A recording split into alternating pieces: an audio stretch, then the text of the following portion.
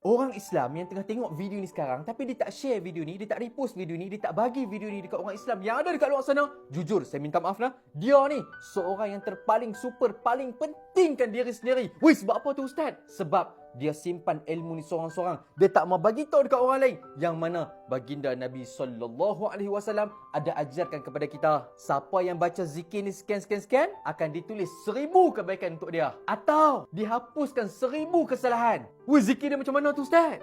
Sebelum tu share lah dulu, repost dulu, copy link masuk dalam grup, sebarkan sebanyak yang mungkin. Amboi, nak simpan ilmu ni seorang-seorang. Tak mau. Sebarkan sebanyak yang mungkin. Bagi video ni dekat semua orang. Mantap. Diriwayatkan oleh Sayyidina Sa'ad bin Abi Waqqas radhiyallahu anhu. Kata Sayyidina Sa'ad, kami pernah duduk di sisi Rasulullah sallallahu alaihi wasallam, lalu beliau bersabda, apakah salah seorang daripada kalian tidak mampu untuk memperoleh 1000 kebaikan setiap hari? Nabi tanya macam tu. Sambungan hadis, bila Nabi tanya macam tu, dalam ramai-ramai tu kan ada seorang tanya dekat Nabi, macam mana seorang tu boleh dapat 1000 kebaikan? Maka baginda Nabi sallallahu alaihi wasallam jawab, okey, dengar elok tengok saya nah. Bertasbih 100 kali maka akan ditulis baginya 1000 kebaikan, atau dihapus darinya 1000 kesalahan. Wih, serius Ustaz? Serius. Bertasbih macam mana tu Ustaz?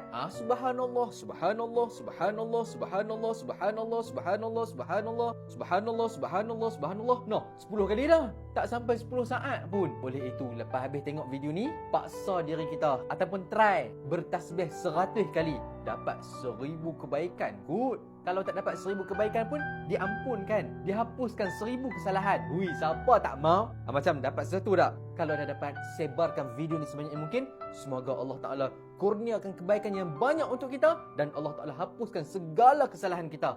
Amin ya Rabbal Alamin. Habis video ni, jom kita bertasbih 100 kali. Subhanallah, subhanallah, subhanallah, subhanallah, subhanallah. Sambung.